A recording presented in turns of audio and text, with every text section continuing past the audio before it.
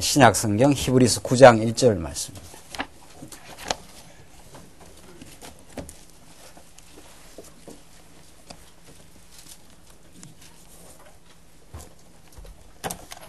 우리 하나님 말씀 신약성경 히브리서 9장 1절 말씀입니다. 찾으신 줄 알고 봉독 드리겠습니다. 첫 언약에도 섬기는 예법과 세상에 속한 성소가 있더라. 예배한 첫 장막이 있고 그 안에 등대와 상과 진설병이 있으니 이는 성소라 일컫고 또 둘째 휘장 뒤에 있는 장막을 지성소라 일컫나니 금 향로와 사면을 금으로 싼 언약궤가 있고 그 안에 만나를 담은 금 항아리와 아론의 쌍난 지팡이와 언약의 비석들이 있고 그 위에 속죄소를 덮는 영광의 그룹들이 있으니 이것들에 관하여는 이제 낱낱이 말할 수 없노라. 우선 5절까지 봉독드렸습니다. 우리는 지금 히브리서 말씀을 통해서 예수님이 이 땅에 오셔서 하신 사역이 얼마나 우월하신가 그것을 통해서 끊임없이 우리 예수 믿는 사람들을 도전해오는 유대주의와 잘 싸워가도록 그렇게 하십니다. 하나님이 우리를 이 땅에 두신 것은 아무런 대적도 없고 장애물이 없는 휴양지와 같은 그런 세상 가운데 우리를 살게 하시는 것이 아니다 하는 것을 우리는 하나님 말씀을 통해서 또 우리의 날마다 그 부딪히는 그 현실을 통해서 우리를 깨닫게 됩니다. 하나님 전능하시고 하나님 모든 것을 행할 수 있으신 분이신데 우리의 생각 같으면은 하나님 잘 섬길 수 있는 그런 평통하고 평강한 그런 환경으로 우리를 인도하시면 얼마나 좋을까 하는 것이 우리가 아직 하나님의 뜻을 깊이 깨닫지 못할 때 종종 가지고 있는 생각이고 또 그 생각 때문에 우리는 고통을 받기도 합니다. 오늘 히브리서가 전달되는 이 삶의 정황은 우리 지금의 삶의 정황과는 사뭇 다르고 상당히 심각한 정황입니다. 예수를 믿는다는 것 자체가 위협적이고 위기를 느낄 수밖에 없는 그런 초대교회의 상황, 유대주의자들은 끊임없이 교회를 공략해 들어오고 또 실제 로마 제국 권세에는 그 무서운 위협으로 도처에 자리 잡고 있는 그런 시대입니다. 하나님께서 그런 어려운 삶의 정황 속에서 이 히브리서를 받는 수신자들을 두시고 그들의 신앙을 단련시켜 가고 계신다. 그들을 통해서 하나님이 참으로 이 우주를 주관하시고 언약 백성들을 그 어려운 환경 속에서 잘 싸워가도록 인도하시는 분이시다 하는 것을 깨닫게 하십니다. 따라서 우리 신앙생활이라는 것이 때로는 왜 이렇게 고달플까? 때로는 수많은 그 대적들의 틈바구니 속에서 싸워가지 않으면은 당할 수밖에 없는 그런 시련 속에 우리를 두셨을까? 이런 것들이 실제 우리 신앙생활을 하면서 늘 가지게 되는 그 질문이고 또 그 질문이 필요합니다. 하나님 전능하신데 내가 지금 부딪힌 현실은 고달프고 또 싸워가지 않으면은 어려움을 겪을 수밖에 없는 그런 정황입니다. 이것이 하나님 앞에서 우리가 솔직하고 정직하게 하나님 앞에 고백하는 그런 시간 드릴 것입니다. 오늘 여러분들도 그런 히브리서를 받는 이 수신자들의 정황과 그렇게 크게 다르지는 않을 것이라 하는 것이 하나님이 섭리하시는 보편적 원리입니다. 그런 현실을 하나님이 의도적으로 계획적으로 또 깊은 뜻을 가지고 섭리하신다는 걸 받아들이는 것이 참 신앙이고 그런 상황을 전제할 때 오늘 히브리서 말씀이 의미가 있습니다. 그런 상황을 어린아이처럼 그저 내 뜻대로 무엇이 될 거야. 삶은 이것만 극복되면은 내가 원하는 좋은 삶이 이루어질 거야. 이런 그것을 유아적인 환상이라 그러지 않습니까? 어린아이들은 세상이 어떻게 돌아가는지를 모르고 세상의 삶이 얼마나 때로는 고달픈지를 모르고 그저 유아적으로 세상이 자기 중심으로 돌아가 주기를 바라고 그런 환상을 가지고 있습니다. 그런 환상은 이제 살다 보면 다 깨어져 나가는 거죠. 그래서 현실을 직시할 수밖에 없고 그 현실을 피하는 것이 아니라 현실을 소화하고 재해석하는 강력한 신앙의 힘을 우리는 요청받게 됩니다. 히브리서 오늘 9장 내용은 그런 그 정황 속에서 예수님의 사역이 얼마나 그 구약의 방식보다는 우월하신가 이것을 통해서 강력한 메시지를 그들에게 전달해 줍니다. 왜냐하면은 이 당대에 예수 믿는 사람들이 유대주의라는 것은 구약의 하나님께서 당신을 계시하던 그 의식적이고 형식적인 그런 예법, 그런 의식적인 방식을 자꾸 이렇게 보존을 하려고 하는 사람들입니다. 그걸 보존하는 이유가 있죠. 유대주의자들은. 그런 구약적인 의식이나 예식을 보존하려고 하는 자들인데 그걸 보존하려고 하는 사람들은 인간의 모든 행위는 그 숨겨진 의도가 있습니다. 신앙하는 마음이 아니면 그 의도는 틀림없이 자기 유익을 위해서 그러는 거죠. 그 인간의 어떤 모종의 행동에 그 의도 없는 행동은 없습니다. 무슨 일이 자기가 의식하든 때로는 의식을 하지 못하든 인간은 어떤 의도를 가지고 행동을 하는 겁니다. 이 유대주의자들이 이렇게 구약적 의식 또 그리고 우리가 늘 거론하는 중세의 1000년을 넘어 그 가톨릭적 의식 그리고 오늘 이 밝은 계명천지에도 끊임없이 의식주의가 만연해 있는 것 그런 것들은 그 의식주의를 시행하는 사람들의 의도가 있는 겁니다. 그 의도가 그것을 시행함으로 그 의식 속에 있는 사람들을 장악하고 통제하고 그래서 신앙의 자유를 박탈하기 위한 그 어둠의 세력들의 그 유혹이 그 뒤에 도사리고 있는 것입니다. 그래서 히브리서 기자는 그 당대의 그런 그 의식주의자들, 유대주의자들의 그 간략 아주 간악한 계계를 꿰뚫어 보고 이제 예수가 그런 구약의 모든 의식을 총체적으로 온전한 방식으로 그리고 영원한 방식으로 성취하셨다. 너희들은 그런 그 의식주의 밑에 들어가서 그들의 통제와 그들에게 너희들이 가지고 있는 자유를 헌납할 이유가 없다. 너희들에게 지금 주어진 영적이고 영원한 복음의 기쁨과 그 자유를 너희가 누릴 특권이 있다. 이렇게 지금 히브리서 기자는 이 수신자들을 아주 격려하고 권고하고 강하게 지금 이제 복음을 전달해 주고 있는 것입니다. 오늘 9장 내용 계속 우리 지난 시간은 이 그 성막 사역, 이 성막 사역의 우월성을 계속 하고 있는데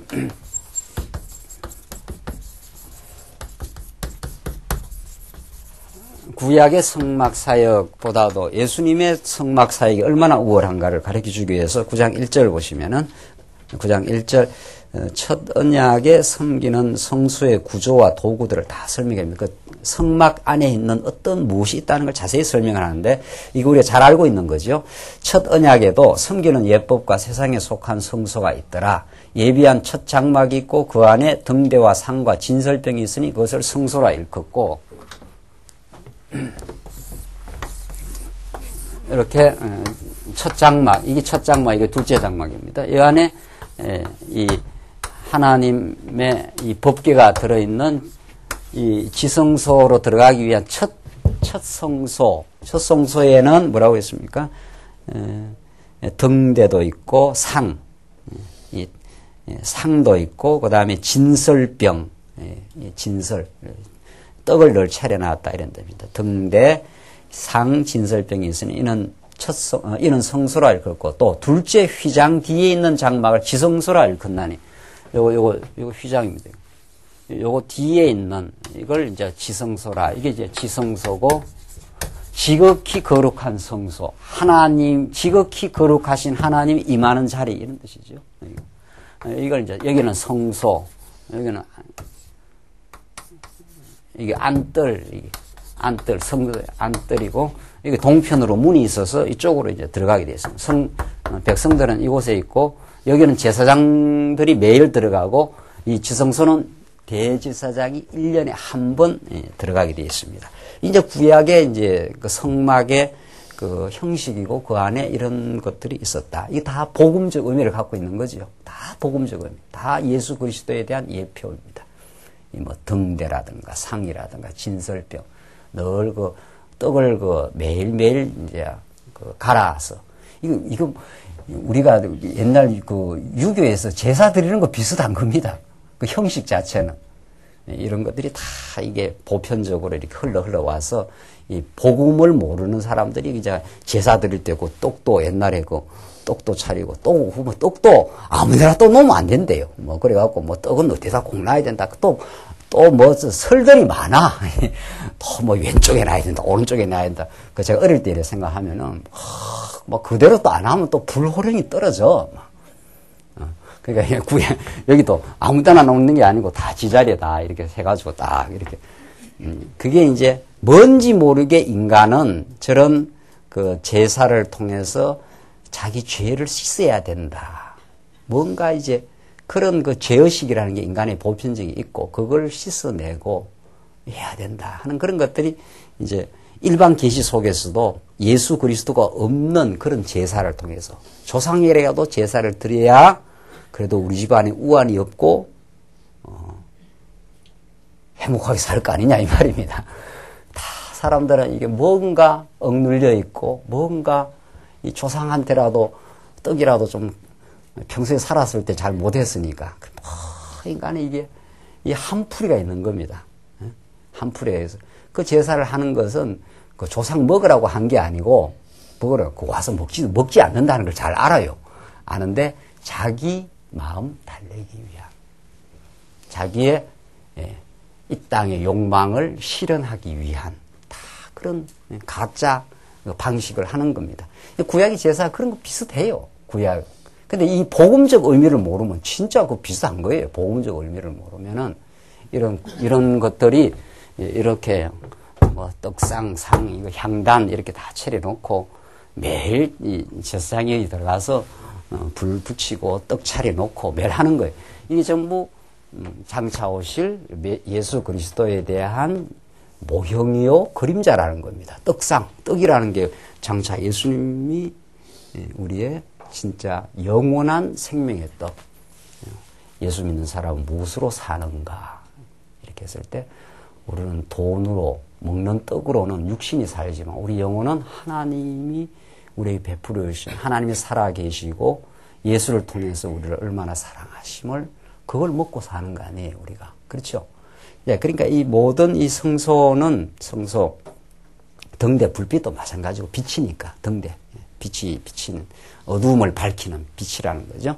이런 모든 것들이 이 성소에 있었던 제사의 방식이었다. 그런데 이 모든 것들이 이런 성막에서 일어나는 사역이 있었는데 예수님이 오신 이유는 이 모든 것들이 다 한 분 예수님의 사역 안에서 다 이루어진 것이다. 이제는. 이루어졌기 때문에 그 그림자를 이제 할 필요가 없다. 이런 뜻입니다, 지금. 우리가 늘 지금 확인하는데. 그래서 4절, 3절, 또 둘째 휘장 뒤에 있는 장막을 지성소라 일컫나니 금향로와 사면을 금으로 싼 언약궤가 있고, 예. 언약궤는 막 금향로와 또 사면을 금으로 다 싸가지고 말이죠. 금으로 막 번쩍번쩍하게 이제 언약궤를 다 쌌어. 영광스럽다 이런 뜻이란 말이죠. 그 안에 만나를 담은 금항아리와 아론의 쌍난 지팡이와 언약의 비석, 이 십계명판입니다 이게. 아론의 쌍난, 만나를 담은 금항아리. 그 금항아리가 만나가 들어서 이스라엘 백성들이 하늘에서 만나를 먹고 살았다. 아론의 쌍난 지팡이. 아론의 지팡이는 그게 싹이 날 수가 없어요. 그 마른 막대기 같은 지팡이에 싹이 났다는 건 뭐를 뜻하는 거예요? 그 부활의 생명을 뜻해요. 죽었던 예수가 살아난 거 아니에요. 그러니까 막대기에서 싹이 날 수가 없는 거지요. 이 다 예수님을 다 상징하는 거란 말이죠. 예수님의 부활, 예수님의 생명 대심, 그 다음에 언약의 비석들, 이 십계명 판들입니다. 자, 이렇게 이런 것들이 다 지성소 안에 다 언약계 속에 들어있는 거예요. 5절. 그 위에 속죄소를 덮는 영광의 그룹이 있으니 이것들에 관해 이제 낱낱이 말할 수 없느니라. 속죄소를 덮는, 이게 속죄소예요. 이게. 이 안에 이 세 가지가 들어있고 이걸 이렇게 덮어가지고 이걸 시연소, 은혜를 베푸는 자리 혹은 속죄소, 죄를 없이 해주는 자리, 이 다 같은 말이에요. 속죄소나 시언소나 그 표현이 다른 것 뿐이에요. 여기 이제 그룹이라는 천사의 형상으로 이렇게 해서 그 위에 덮고 있다. 이제 그렇게 지성소가 돼 있다는 거예요. 자, 이런 구약의 지성소 이 양식이 우리한테 무엇을 가르치느냐 중요한 거는 무엇을 의미하고 있느냐. 이런 것들이 무엇을 지금 상징해서 진짜로 뭐를 가르치고 있다. 지금 그런 걸 지금 말해요. 그 사역이 성막 사역보다 월등히 우월하신 방식으로 예수님이 이 땅에 진짜 부활의 진리로 이 땅에 오셔서 하나님과의 소통의 길을 열어주시는 그 사역을 하신 것이다. 이걸 지금 말해요. 5절. 그 위에 속죄소를 덮는 영광의 그룹들이 있으니 읽었죠? 이것들에 관하여는 이제 낱낱이 말할 수 없노라. 이 모든 것을 이같이 예비하였으니 제사장들이 항상 첫 장막에 들어가 섬기는 예를 행하고, 첫 장막, 이 성소입니다. 그에 들어가서 널떡 차려놓고 등대 불 켜고 하는 거, 향로 피우고 말이죠. 7절. 오직 둘째 장막은 대제사장이 홀로 1년 1차씩 들어가되 피 없이는 아니하나니 이 피는 자기와 백성의 허물을 위하여 드리는 것이라. 우리가 여러 번 이야기했죠. 여기서 이게 백성들이 소나 양을 가져온다는 거 아닙니까? 이렇게 각을 떠고 쫙 각을 떠가지고 죽여요. 그리고 피를 받아가지고 여기 물두멍이거든요. 물두멍에서 피를 이렇게 씻어내고 그래서 그 피를 이렇게 가지고 대제사장이 1년에 한 차례 여기 가서 여기 위에다가 이제 뿌리는 거예요. 피를. 자, 이게 이제 구약에. 자, 그리고 구약을 우리가 잘 알아야 되는 것은 구약은 이런 시청각적으로 복음이 무엇인지를 우리들에게 보여주기 때문에 구약을 잘 이렇게 깨닫고 알면은 구약의 설명이 쭉 전개되면 자동적으로 이제 성령이 함께 하는 자. 정말 성령께서 진리의 영이신 성령이 함께 하는 자는 구약 설명을 쭉 하면 이게 자동적으로 쫙 끌려 들어가면서 예수 그리스도가 하신 일로 이렇게 성화가 된단 말이죠. 지금까지 한 십몇 분 했는 이야기가 쫙 이제 그리스도 사건으로 이제 성화가 돼요. 그렇게 성화가 되십니까? 이 사건이 그렇게 그리스도 사건으로 성화가 되시냐 말이에요. 그 성화 되신다 할 때는 내가 진리 안에 들어있구나. 성화 안 되면 좀 곤란합니다. 뭔 소리를 하는 건지 이게 뭐 내하고 뭔 상관이 있는 건지 뭐 떡상이 있는 게 내하고 지금 뭔 상관이 나는 지금 사업상 힘들어 죽겠는데 이건 뭐 이런 걸 왜 배워야 되는 건지 이런 뭐 곤란하다기보다도 이게 얼마나 이게 중요한 이제 복음의 내용을 설명하기 위한 그 전초 단계란 말이죠. 이 구약을 우리가 잘 깨달아야 되는 건 이런 걸 설명을 해야 이런 방식으로 이스라엘 백성은 광야길을 걸어간 겁니다. 자, 우리가 지금 또 이름도 광야 교회 아니에요. 응? 이름까지도. 우리는 지금 애굽에서 벗어나서 약속의 땅 천국까지 광야길을 걸어가는 과정에 이런 일을 한 겁니다. 이스라엘 백성들이. 이렇게 가다가 구름기둥이 딱 서면 딱 서야 돼요. 서면 구름기둥이 이제 뜨면은 이제 가다가 구름기둥 부근에 뜨면 가다가 원망도 하고 막 불평도 하고 가다가 막 힘들면 막 짜증도 부리고 그 이스라엘 백성들이 그 민수기를 보면 그렇지 않나요? 그렇죠? 뭐 가다가 뭐 목마르면 이 모세야 말이죠. 우리를 그냥 목마라 죽이려고 우리를 여기 데리고 왔냐 하고 막 모세한테 달라들고 이 인간들 이 천방지축 같은 이 민수기에 나타난 이 인생들의 모습을 보면은 그게 딱 여러분과 저의 모습이에요. 이 인간들, 이 쓰레기 같은 인간들, 이렇게 하면 안 된다, 이 말이에요. 자칫하면 우리가 거기 들어가니까, 쓰레기 속에. 그러니까, 이들이 목마르다. 그러고 말이지, 또 뭐 조금만 가면 배가 고프면 또, 이 모세야, 우리를 위해서 군대 죽이려고 여기 데려왔나. 이런 인간들의 그 모습이 나타나. 또 말이 조심해야 되는데, 인간들의 모습이 나타난단 말이죠. 그러니까 하나님 앞에 원망도 하고 불평도 하고 하니까 이 원망하고 불평하고 범죄를 한 그 백성들이 범죄는 죽음이에요. 그러니까 인간이 범죄를 하고 그것을 죄를 씻지를 않으면은 그게 정결한 씻지를 않으면 그게 인간을 죽이는 암적 요소가 돼요. 인간이 누구를 원망해 보십시오. 그 사람은 그 병이 안 낫습니다. 누구를 원망하는 마음이 딱 마음속에 자리 잡고 있으면요. 그게 암이에요. 암 힘든 게라는 게, 꼭 원망이 꼭 아무 대응은 아니지만, 조심해야 되는데, 몸이 아프거나 힘들어도 어려운 병이다. 걸릴 수도 있는 거지만, 그걸 좀 쉽게 비유를 하자면 그렇다는 거예요. 미움, 원망. 이게 다 죄에서 나오는 거 아니에요. 하나님을 인정 안 하면 그게 생기거든요. 그럼 인간의 마음이 너무 힘들어요. 여러분들 살기가 힘든 거는 이렇게 미움이 있다든가, 원망이 있다든가, 아글아글 되거나 말이지. 그 원망의 마음, 그 감옥 속에 있는 원망을 풀어 헤치고 이렇게 자유케 해줘야, 그래야 이 사람이 자유롭거든요. 근데 누구를 미워하는 마음을 가지고 오늘 교회를 나왔다. 어떤 인간을 얼굴 보는 게 힘들다. 이러면 얼마나 그 사람이 힘듭니까? 그러면 어떤 사람이 미우면 그 사람한테 못 가요. 밥 먹을 때 막 이렇게 피해 가야 돼. 그럼 미움 일이 있으면 저 사람 만나면 막 미우니까. 이것 때문에 인간이 다 삭는 거예요. 아예 인간이. 죄가 그걸 다 만들어낸다. 이런 뜻입니다. 이스라엘 백성들이 광야길 걸어와서 원망 많았지요. 불평 많았지요. 미움도 많았지요. 간음하고 발광을 다 했거든요. 그러니까 이 인간들은 어디 와서 해결을 받아야 돼. 성막에 가다 불구덩이 서면, 이 성막을 딱 만들면 여기 와서 1년에 한 번 대제사장이 1년 동안 죄를 많이 지었으니까. 그 대제사장이 쫙 들어가갖고, 죄 지었으면 양을 한 마리 잡아갖고, 내가 어느 유다지파 A라는 사람을 내가 엄청 원망하고, 모세 저거 죽었으면 좋겠다. 저 인간이 왜 우리를 데리고 나와서 이 더운 데 데리고 나와서 고생 바가지를 시키냐. 그래서 내가 모세도 엄청 내가 원망했다. 모세를 원망한 건 누굴 원망한 거예요? 난 하나님도 원망하고 힘들었습니다. 이렇게 이제 양에다가 이렇게 안수를 하면 그 죄가 어디로 다 간다는 거예요. 양한테 싹 가갖고 양을 싹 죽여가지고 그 피를 가지고 여기 대제사장이 1년 돼 가서 싹 정리를 하면은 모든 죄를 하나님이 싹 정리해 주겠다. 그럼 전에 미워했고 원망했고 모세 죽인다 살린다 했다가 하나님이 이 불쌍한 죄인을 다 용서하고 언약 백성이기 때문에 우리를 또 약속의 땅으로 인도해 갑니다. 이래야 이 사람들이 또 전진을 하는 거예요. 싹 정리를 하면 해야.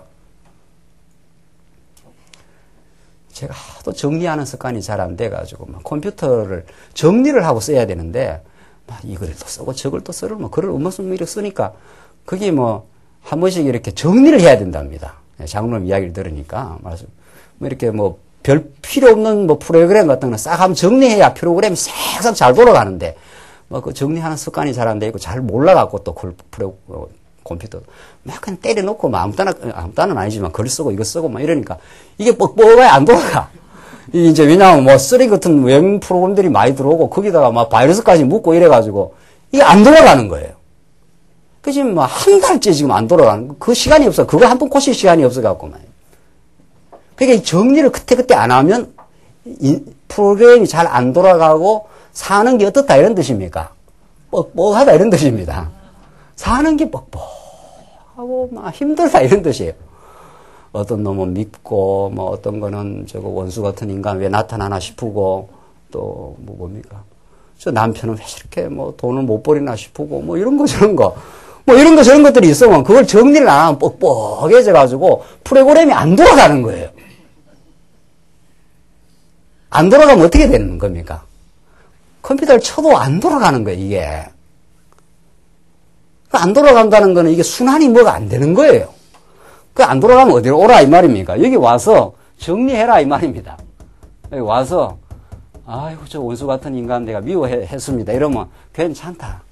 니는 죄인 아이가. 그러니까 내가 너 죄를 다 용서해 주겠다. 이렇게 해서 한번 싹 정리를 한번 하고 들어가야 돼. 그래야 정리를 하고, 여기서 한번 정리를 1년에 한 차례 싹 한번 깨끗하게 한번 정리를 하고, 그래야 또 광야길을 걸어갈 때 이렇게 가볍게 갑니다. 수고하고 무거운 짐진 자들 다 어떻게 해요? 내게로 오라. 이건 정말 아주 막 실감나는 이야기예요. 우리 이 죄된 인생에게.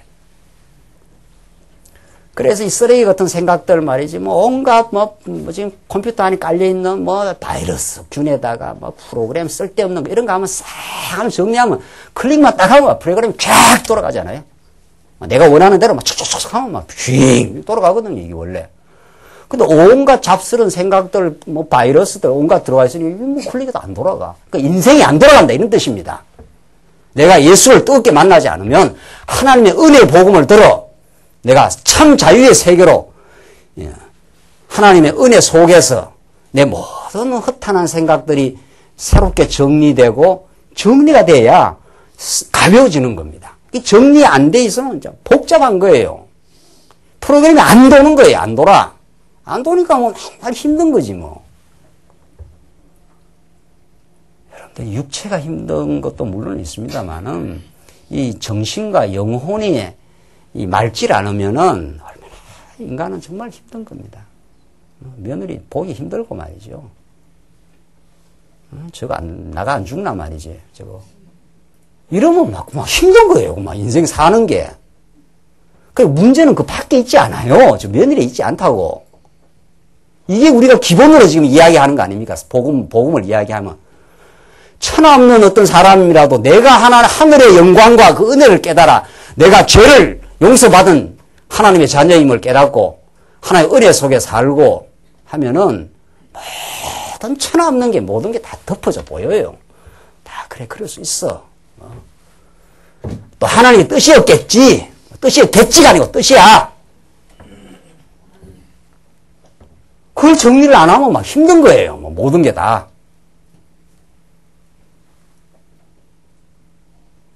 그러니까 우리는 하나님 앞에 힘든 대로 나가야 돼요. 힘든 대로 나가야 되는데 죄를 갖고 그냥 나가는 거예요. 여기 죄를 갖고 나가지. 죄가 없나요 우리가. 자꾸 하나님 앞에 그냥 깨끗하게 나가면 하나님 앞에 오래 간다고요. 우리가 하나님 앞에 살다 보면 힘든 일도 있고 내가 못 푸니까 예수를 믿지. 내가 다 풀고 내가 다 용서하고 했으면 다 해버렸지. 하나님 내가 할 수가 없는 인생이네요. 정말. 어쩜 도리가 없네요. 나도 내 마음을 알지 못하네요. 이게 우리 하나님 앞에 선을 쓸 때의 모습 아닙니까? 하나님 내 마음도 내가 어떻게 할 수가 없네요. 어찌해야 됩니까? 당신의 언약의 말씀을 의지하고 오늘 나왔사오니 오늘 이 피를 가지고 1년에 한 차례 대제사장이 저 지성소에 들어가오니 나도 그 대제사장을 힘입어 하나님 앞에서 은혜를 경험하고 새롭게 진리를 깨달아 내 마음을 이렇게 뻑뻑하게 만들고 있는 그 원인이 밖에 있지 않고 내 안에 아직도 있음을 깨닫고 현명한 지혜를 얻어 그걸 처복종시키는 그 위대한 복음을 깨닫게 하시옵소서. 이게 여러분과 오늘 여기 나온 이유입니다.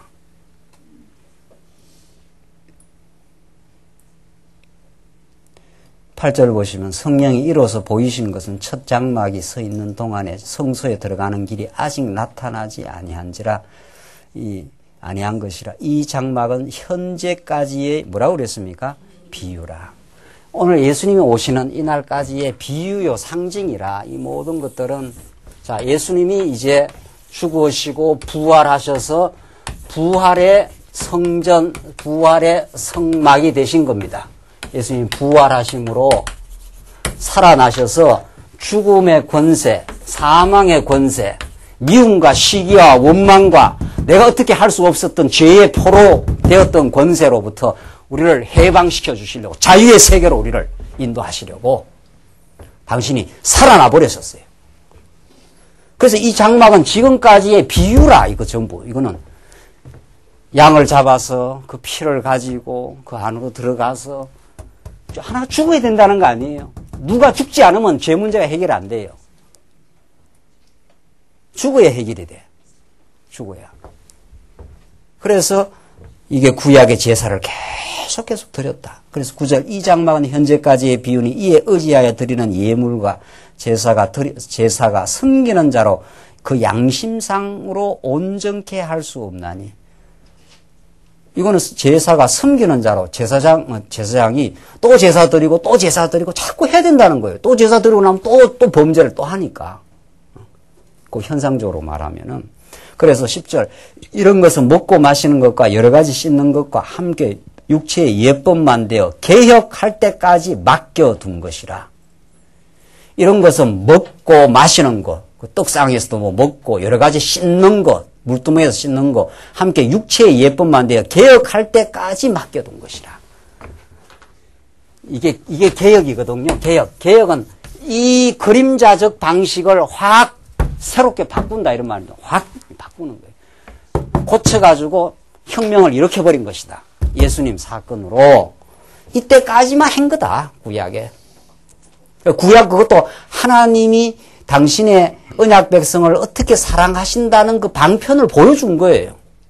내가 당신의 하나님의 아들을 보내어서 너들이 정리할 수 없는 죄악의 모든 문제를 정리해서 너가 하나님의 자녀로 무거운 짐 지지 않고 전에 죄악의 무거운 짐에 질질 끌려 살던 우리의 참 애굽 400년 종살이가 있었지 않습니까? 그러니까 하나님은 애굽에서 나와서 시내산에서 이 모세 언약, 모세 율법을 준 거 아닙니까? 이건 너희들 애굽에서처럼 그렇게 살지 않고 이 성막에서 제사를 드리면은 이런 제사가 광야뿐만 아니라 이제 가나안 땅에 들어가서 이제는 하나님 중심의 삶, 하나님의 은혜를 누리는 삶으로 개혁하게 해주려고. 왜냐하면 전에는 400년 종살이는 죄의 종로를 했거든요. 미워하고 시기하고 경쟁하고 갈등하고 원한을 품고 당짓고 그 갈라디아에서 나오는 거 있지 않습니까? 그 얼마나 괴로운 일인지 모릅니다. 그 애굽에 종살이 하던 삶의 모습이었으니까. 그게 본인이 힘든 거예요. 딴 사람이 힘든 게 아니에요. 우리가 누구를 미워한다는 건 자기가 얼마나 힘들다는 뜻이에요. 정말 힘든 겁니다, 그거. 그 힘든 게 있으니까 그걸 이제 그 스트레스를 이제 풀려고 이 세상 사람들은 온갖 걸 다 하는 거예요. 온갖 어떻게 재미있는 구석 없나. 그래야 이게 힘든 게 풀어지거든요.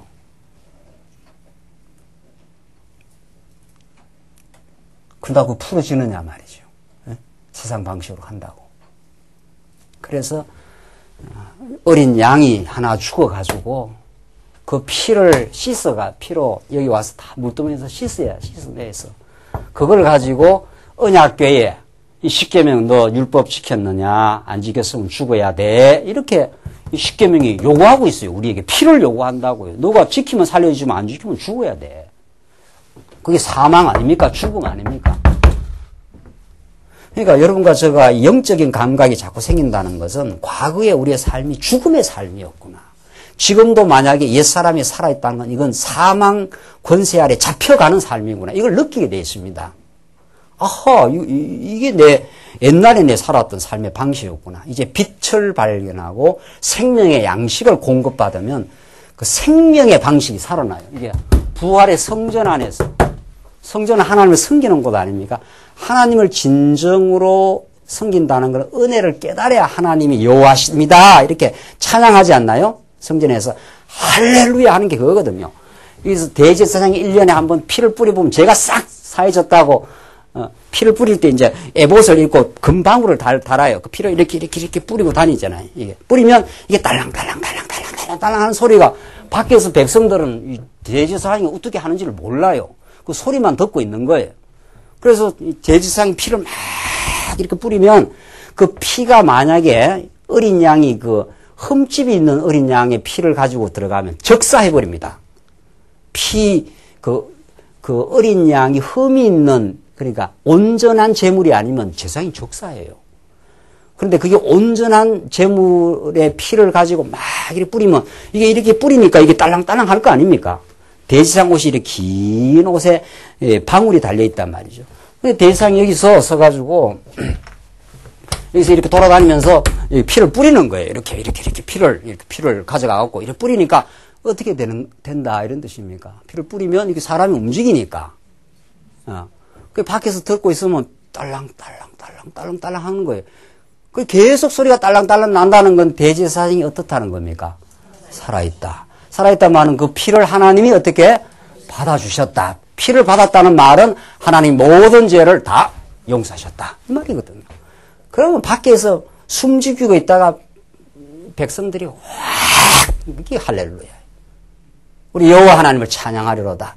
당신은 언약 백성들을 죄를 간과하시고 다 기억지 아니하시고 우리를 사랑하심을 확인시켰습니다. 이런 막 찬양이 터지는 거예요. 뭐 할렐루야 하는 거예요. 막 여기서. 그러니까 우리가 할렐루야 하는 것은 내 모든 죄를 예수님이 다 씻어버렸습니다. 이 말이거든요. 이제는 여러분과 저가 죄책감을 가질 이유가 없어요. 과거에 누굴 좀 미워했다라든가 하나님의 불순종했다라든가 싹 다 예수님이 다 씻어버렸어요. 씻은 정도가 아니고 2000전에 완전히 종결해버렸어요. 그리고 여러분과 제가 자꾸 이렇게 말씀을 깨닫는 거는 그 종결해버렸다는 걸 다시 깨닫는 거예요. 아하, 내가 두려워할 이유가 없구나. 죄책감에 이제 더 이상 시달릴 이유가 없구나. 그러니까 시달릴 이유가 없구나 하면서 하나님 앞에 내가 누구 좀 미워했습니다. 이러면 끝나는 거예요. 그 말을 안 하면 이제 말을 안 한다. 그게 신앙 고백이라는 겁니다. 하나님 앞에서 하나님 앞에 정직하게 그걸 안 하면 그걸 어떻게 하고 있는 겁니까? 갖고 있는 거죠. 그 시편에 토설치 아니하면 토설이라는 건 토에서 말을 한다 이런 뜻이거든요. 그 중요한 건 말 자체가 중요한 게 아니고 하나님 내가 이런 존재네요. 참 잘 안 되네요. 그래서 당신이 필요하네요. 이 말 아닙니까? 그걸 하면 그럼 하나님이 오케이예요. 그런데 하나님 앞에 나올 때 넥타이 메고 깨끗하게 나는 아무 죄가 없습니다.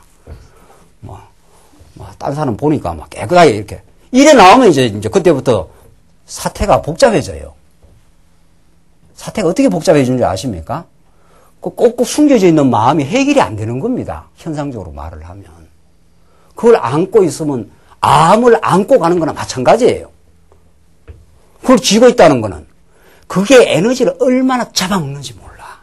우리가 남을 이렇게 용서 못하는 마음, 미워하는 마음, 이 불평과 원망스러운 마음 이런 것들은 내 삶의 생산적 에너지를 완전히 잡아먹어버려요. 그래서 사람이 어떻게 이렇게 약동감이 없는 거예요. 그게 잡혀있기 때문에. 그걸 하나님 앞에 그대로 고백을 하고, 하나님의 용서를 다시 한번 말씀을 통해서 경험하고, 새롭게 될 것을 결단을 하고, 하나님 도와주실 것을 정말 믿고, 이제. 그게 새 사람이 된다는 거 아니에요. 그러니까 우리는 날마다 새 사람이 되는 거예요. 그렇죠? 그게 내가 뜻대로 안 되니까 우리는 이렇게 1년에 한 차례씩 왔고, 구약에는, 이제 신약에는 예수님이 영원한 제물로 정리해버렸다는 사실을 말씀을 통해서 깨닫고 이런 뜻이에요. 그래서 날마다 새로운 사람으로 거듭나고 또 거듭나고 그래서 성장의 길을 늘 가는 거예요. 그래서 자꾸 그 성장의 길을 가는 사람은 훨씬 자유한 세계를 누리는 거죠. 그런 그 허탄한 그런 그 자유를 누리는 사람이 이제 범죄를 덜 합니다. 훨씬. 마음의 기쁨과 자유가 있는 사람이 훨씬 범죄를 덜 하게 돼요. 근데 그걸 끙 갖고 있는 사람은 거기에 자꾸 이렇게 숨겨야 되기 때문에 그걸 그 에너지를 자꾸 거기에 뺏기기 때문에 활발하고 살아있는 역사를 살아가는 삶을 못 살아요. 틀림없습니다. 여러분 한번 생각해 보라. 그래서 그만큼 중요한 거예요. 그래서 11절 보시면은 11절부터는 이제 재물사역의 우월성이에요. 지금까지는 이런 성막에서 어떤 일이 일어났다. 이거 어마어마한 일이 일어난 겁니다. 그러니까 이게 그림자적인 방식이지만은 하나님의 아들이 와서 죽으시고 그분이 살아나심으로 여러분과 저를 죽음의 권세에서 건져낸 거 이것처럼 놀랍고 기가 막힌 일이 있습니까? 세상에. 죽었다가 지금 살아난 사건처럼 우리한테 복음이 있냐 이 말입니다. 세상에. 금덩어리를 막 보물섬을 발견한 것보다 이거는 더 놀라운 사건인데 아무 감동 없이 들을 수 있냐 이 말입니다. 이 말을. 세상에. 지금 어디 가면은 막 금덩어리가 덜덜덜 하는 막 보물섬이 주차장 밑에 100m만 파면 나온다 하면 막 눈이 확 띄고 막 정말 세상이 막 띄고 막 난리가 날 겁니다. 예수 그리스도는 정말 질그릇 속에 있는 보배라. 보배라는 것이 금덩어리다 이 말 아닙니까? 영적인 금덩어리다. 우리가 죽었다가 살아날 사건인데 이게 예수님이 죽었다가 산다는 우리도 죽었다가 사는 사건. 죽음의 정상을 속에 살던 우리가 생명의 정상 속에 생명의 약동 속에 살게 하는 하나님의 역사라. 자, 재물 사역이 얼마나 위대한가. 그리스도께서 장차 좋은 일의 대제사장으로 오사 손으로 짓지 아니한 곧 이 창조에 속하지 아니한 더 크고 온전한 장막으로 말미암아 염소와 송아지의 피로 아니하고 오직 자기 피로 영원한 속죄를 이루사 단번에 성소에 들어가셨느니라. 이제는 구약의 방식으로 염소와 송아지 피로 안 한다. 그거 다 그림자였다. 지금은 오직 자기 피로 영원한 속죄를 이루사 단번에 성소에. 예수님이 십자가에 골고다 언덕에서 이렇게 걸어가셔서 이 십자가까지 올라가시는 것은 이 구약의 제사장이 피를 가지고 이렇게 가는 거나 마찬가지라 이 말입니다. 그래서 이 모든 언약 백성, 택한 백성들의 그 사망의 종로로 하는, 죽기를 두려워하는 이 히브리스 버전대로 말하면 그렇게 살아가고 있는 인생들에게 생명이라는 게 어떤 거라는 걸 이제 보여주기 위해서, 살아있다는 게 어떤 거라는 걸 보여주기 위해서, 죽음의 정상에서 우리를 해방시켜버리겠다고 하는 하나님의 놀라운 그 언약적 성취를 보여주기 위해서 예수님이 골고다 언덕을 죄를 걸머지시고 어린 양으로, 세상 죄를 지고 가는 어린 양으로 걸어가신 거예요. 그걸 여러분들이 상상을 해보자 말이죠. 그 골고다 언덕으로 그 채찍을 맞으면서. 그게 하나님의 은혜와 사랑을 우리에게 보여주는 하나의 일대 드라마예요. 일대 드라마. 복음서 후반부에 나타나는 그 예수님이 십자가를 걸머지고 채찍을 맞으시면서 그 모든, 예수님이 무슨 죄가 있냐 말이죠. 하나님의 아들인데 모든 언약 백성들의 죄를 걸머지고 그 죽음의 자리로 어린 양으로 그렇게 가는 거예요. 이번에 천안함 사건. 그 어머니들은 아마 방법만 있으면 아마 자식이 그 어둠 속에서 죽어가고 순간순간 죽어가고 있다는 걸 생각하면서 뛰어들고 싶었을 겁니다.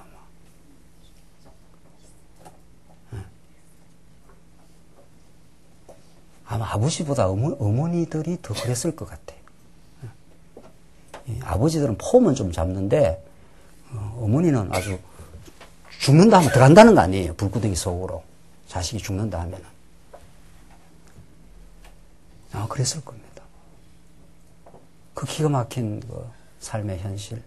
그게 하나님이 섭리하는 이 땅의 비극인데 거기에도 하나님 택한 백성이 있었겠죠. 하나님 그렇게도 하나님 택한 백성을 불러가시는 수도 있는 겁니다. 세상에. 한 3일 동안 견딘다면서요. 그게 만약에 물이 안 차고 그 안에 들어가 있으면 공기가 희박해지고 하면서 그 캄캄하고 어두운 곳에서 3일을 이제 구조선이 올려나 하면서 그렇게 죽어간 거 아닙니까? 그 3일 동안 어머니들은 그 자기 속으로 난 어머니들은 그 애가 3일 동안 그 있는 걸 한 1초가 정말 피눈물 나는 그 시간들이었을 겁니다. 그 더 이상 수색하지 말라는 거 아니에요. 너무 힘들고 또 이제 희망도 없고 하니까. 하나님이 이 세상을 이렇게 처절하고 절실하게 만들어 놨습니다. 하나님의 은혜를 우리에게 깨닫게 하기 위해서. 그 어머니의 심정이 그런 겁니다.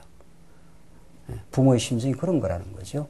하나님은 우리를 언약 백성들을 참으로 사랑하신다는 걸 보이기 위해서 당신의 아들이 와서 죽음을 선택하고 죽음의 길로 한 걸음 한 걸음 가는 거예요. 십자가 앞으로. 그렇죠?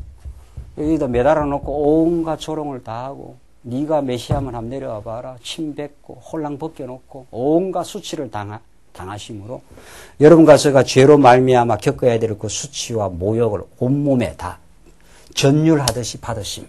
이게 하나님의 자기 사랑을 보여주는 방식입니다. 하나님의 사랑이 이렇게 농도가 짙습니다.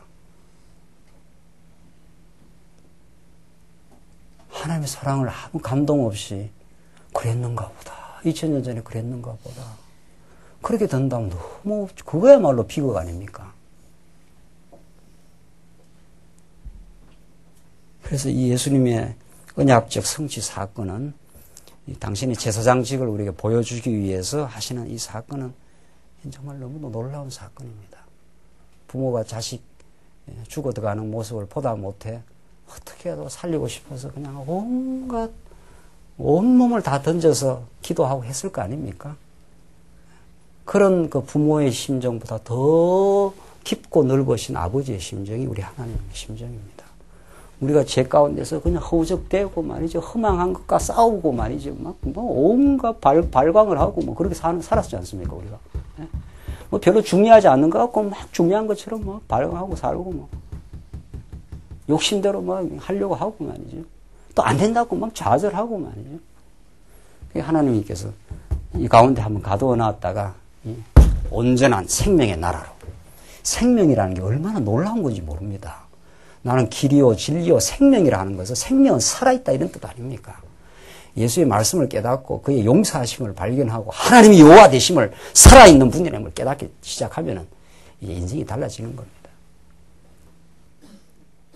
그래서 13절 염소와 황소의 피와 및 암송아지의 죄로 부정한 자에게 싹 다 뿌려버려. 그 육체를 정결케 하여 거룩해 하거든. 하물며 구약에도 그런 방식으로도 다 그렇게 정결케 했는데 하물며 영원하신 성령으로 말미암아 흠없는 자기를 하나님께 드린 그리스도의 피가 어찌 너희 양심으로 죽은 행실에서 나오지 않습니까? 죽은 행실에서 깨끗하게 하고 예수의 피가 그걸 못하겠느냐? 이걸 정말 우리가 제대로 깨닫고 믿어진다면은 그가 흘리신 보혈과 그 은혜와 사랑이 어찌 너희 양심으로 죽은 행실에서 깨끗하게 하고 이 죽은 행실 이게 하나님의 불순종하는 거 이게 죽은 행실의 대표적인 겁니다. 범사를 인정 안 하는 거 내 뜻대로 뭐 하려고 하는 거 이게 다 죽은 행실이에요. 그 죽은 행실을 하면은 그 죽은 사망의 정상들이 생깁니다. 그 암적인 정상이 생겨요. 우리 마음속에. 하나님을 절대 주권으로 인정하면은 범사가 하나님 하신 일이죠. 범사가 하나님이 하신 일이라는 것만 우리가 진짜 믿어지면은 어떤 사람에 대한 미움이 어떻게 되겠습니까? 훨씬 어떻게 되겠습니까? 훨씬 반감이 되겠죠. 왜? 그 사람이 막 한 게 아니라 그 사람이 했는 것 지금 좀 하나님의 뜻 가운데 그 사람을 그렇게 했다. 이런 말 아닙니까? 이제 고개만 끄떡 하지 말고 이제 마음으로 이제 이게 그렇구나. 이렇게 진짜로. 그러면 이제 해방을 받는 겁니다. 그 요셉이 그렇게 한 거 아닙니까? 그렇죠? 요셉이 형들이 얼마나 미웠겠어요. 저것들 말이야. 내가 뭔 죄가 있어갖고 이렇게 내 인생을 이렇게 망가지게 해버렸네. 보디발의 그 여인을 확 찢어 죽이고 싶었을 거예요. 인간적인 마음으로. 내가 잘못한 것도 없고 열심히 일했는데 말이지. 나를 확 뒤집어 씌운 거 아니에요. 이 중상모략을 한 거 아니에요. 이 사람이 억울한 거 당하면 못 견디는 거거든요. 억울한 거 당하면. 그래서 요셉이 얼마나 미움과 이게 정오가 이게 요셉이고 없는 게 아닙니다. 요셉이 무슨 특제로 지은 인생이 아니에요. 여러분들 억울한 일 조그만 거 당해 보십시오. 여러분의 전화. 확 마음이 확 벌써 하면 이렇게 확 이렇게 달아올라요. 이렇게 어디서 달아오는지 모르겠는데 하여튼 밑에서 확 이렇게 그걸 열이 받친다 이런다 말. 뚜껑이 막 열리려고 왔다 갔다 이제 확 막 김이 모락모락하고 막 이제 조금만 더 나가면 이제 이 사건 터지는 거예요 한판. 억울하다 이 말이고요. 억울하면 감정이 확 돋기는 거예요. 요셉이 그랬어요. 요셉이. 네가 봤냐? 봤어요. 뭐 성경에 다 인간이 다 죄인이라고 했으니까. 그래서 요셉이 옥중에서 드디어 하나님을 만나기 시작한 거 아닙니까? 하나님의 은혜를 베풀어 주신 게 아닙니까? 요셉아, 네가 옥중에 있는 것은 나의 계획이었다. 네가 굉장히 억울한 일을 당했지. 그것이 너를 내가 새롭게 하려고 이 일을 이루었다. 그게 요셉이 창세기 보면 요셉이 옥중에서 형통했더라 그래 돼 있습니다. 그게 그 말입니다. 하나님이 요셉에게 찾아와서 그 언약의 뜻을 가르쳐 준 거예요. 너 언약 백성이지. 너가 많이 힘들었지. 그러나 너로 말미암아 언약의 뜻을 내가 이루려고 너를 먼저 너희 아비 야곱과 그 자손들을 구원하려고 먼저 내가 이렇게 너를 보내어서 연단시키고 있는 거야. 요셉이 하하 이렇게 된 거죠. 하하 이 하나님이 나를 이렇게 새롭게 하시려고 나를 통해서 우리 언약 가족, 언약 백성들을 구원해 내시려고 일을 하셨구만요. 여러분과 제 인생사에서 가장 불리해 보이고 가장 억울해 보이는 것이 가장 예수님을 뜨겁게 만나는 자리입니다. 믿어지십니까? 정말 그렇습니다. 우리가 성경을 깨닫는다는 건 그런 걸 참으로 믿게 되는 것입니다. 그걸 참으로 믿게 되면은 내 마음속에 있는 모든 쓰레기 같은 찌꺼기 같은 모든 것들을 드디어 극복할 수가 있습니다. 이게 복음입니다. 부활의 생명입니다. 부활은 죽음에 우리를 살도록 하신 것이 아니라 오늘 본문의 말씀에 따르면은 너희 양심으로 그리스도의 피가 어찌 너희 양심으로 죽은 행실에서 깨끗하게 하고 죽은 행실 이게 하나님 앞에 불순종하는 거 아닙니까? 범사를 인정 안 하는 거 아닙니까? 그렇죠. 죽은 행실이니까. 하나님 살아계심을 모르는 거니까. 범사가 내 뜻대로 돼야 된다는 거 아니에요. 내하고 같이 사는 사람, 내 주변에 있는 사람들이 왜 저 모양 저러냐라고 그 사람을 공격하고 책망하는 거 아니에요. 그게 하나님 앞에서 아주 말할 수 없는 죄악이죠. 왜? 하나님이 그렇게 하시고 있는데. 하나님이 그렇게 하시는 거 아니에요. 하나님이 나라는 인생도 이렇게 하시지만 내 옆에 사는 사람들, 우리 있는 모든 인생들, 김정일도 다 그렇게 하는 거 아니에요. 다 하나님이 하신다는 거 아니에요. 하나님이 안 하고 누가 그렇게 의아한 눈으로 보지 마십시오. 내가 설교하기가 힘듭니다. 제가. 그 의아하게 이렇게 보십니까?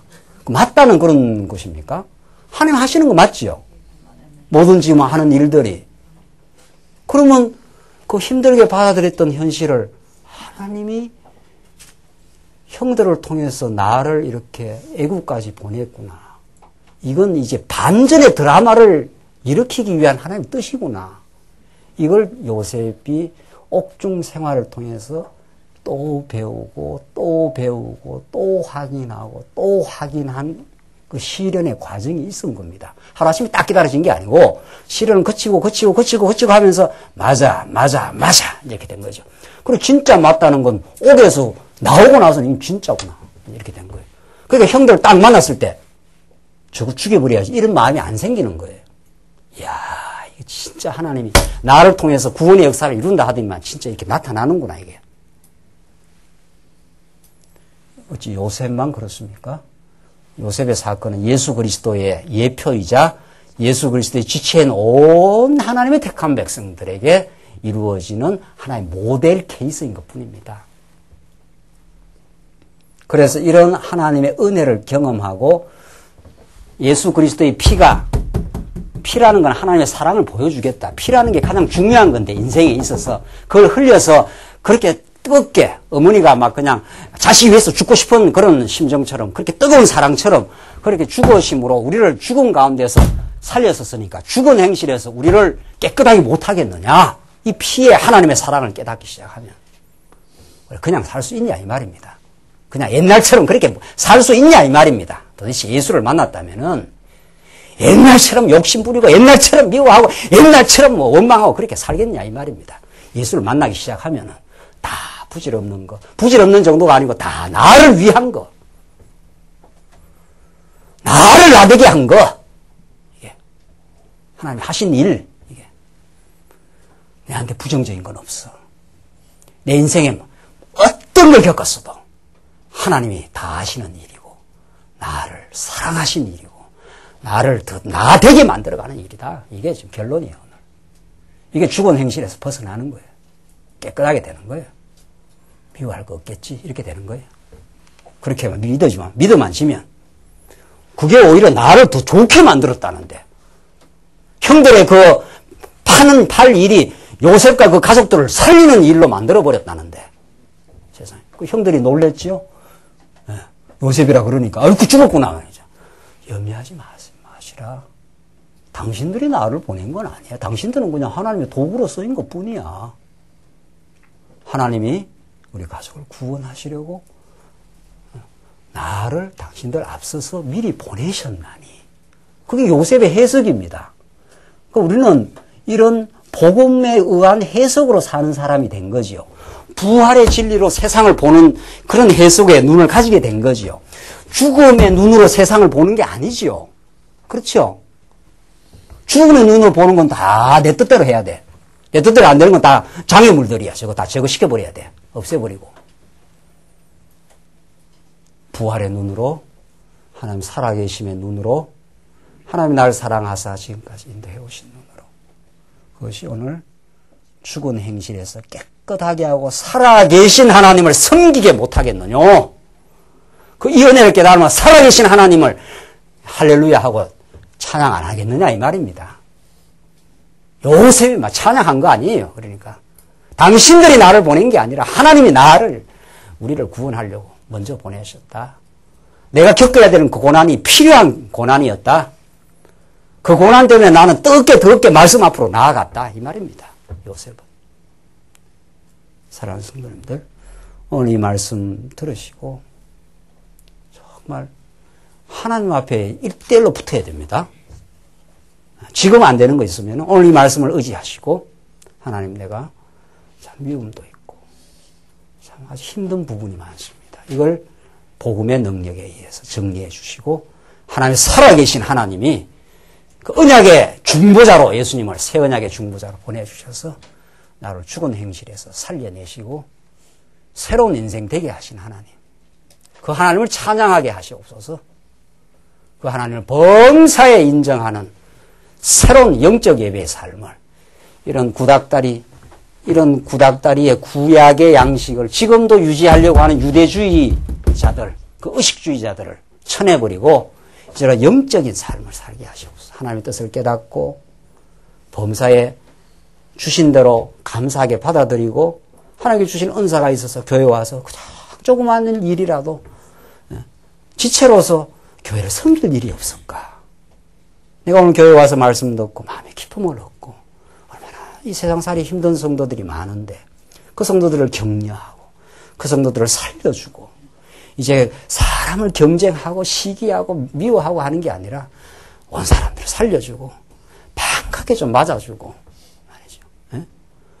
반갑게 맞아주고 무슨 돈이 듭니까? 뭐가 듭니까? 너무 인상 쓰지 말고 말이야. 반갑게 맞아주고 교회 인상 썼다는 게 아니라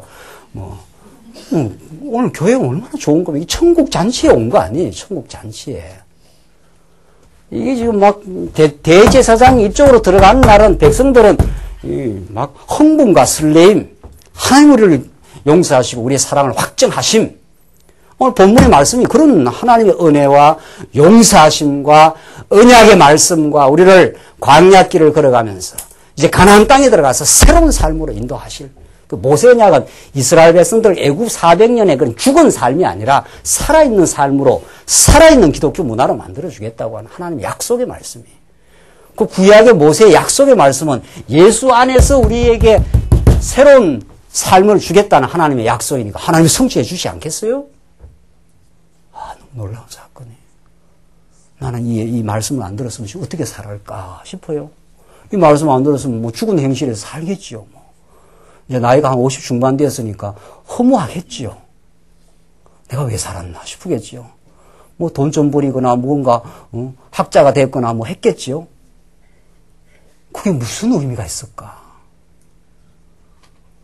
산다는 게 무슨 의미가 있을까? 얼마나 허무하게 살게 지금 생각해 보니까. 지금 하나님을 은혜 속에 하나님의 작정하심과 언약의 말씀 속에 지난날의 모든 죄를 일거에 영원한 제물로 다 용서해 주시고 하나님 너는 내 기뻐하는 자녀라. 우리 하나님 우리를 아주 밝게 맞이해 주시고 우리를 타박하지 않습니다. 우리를 더 성장시키기 위해서 시련도 주시고 성장시키기 위해서 우리의 불순한 요소를 다 씻어내기 위해서 시련을 주셔서 날마다 새롭게 만들어주시는 살아계신 하나님. 그 하나님을 섬기도록까지 은혜를 공급해 주시는 하나님. 그 하나님이 여러 가지의 삶 속에 언제나 한결같이 우리가 잘 깨닫지 못하는 그 시간 속에서도 함께 하셨고 앞으로도 함께 하실 것입니다. 그분 안에 여러 가지의 삶의 가치와 기쁨과 의미가 있습니다. 기도하십시다. 자비하신 하나님 아버지 은혜를 감사합니다. 얼마나 허망하게 살아왔던 하나님을 불순종하며 내 뜻대로 하려고 발부둥치다가 좌절하고 우울해하고 낙심했던 허망한 인생을 긍휼히 보시고 창세전 예정을 따라서 예수 안에 우리를 붙들어 주심을 참 감사합니다. 이제 죽은 행실에서 생명의 나라로 참 희락의 기쁨의 나라로 우리를 옮겨주셔서 감사합니다. 주 안에 범사의 하나님을 인정하며 지난날 죽은 행실을 점점 처복종시키고 살아있는 역사를 하나님의 은혜로 누리게 하시옵소서. 예수님 이름으로 기도합니다. 아멘.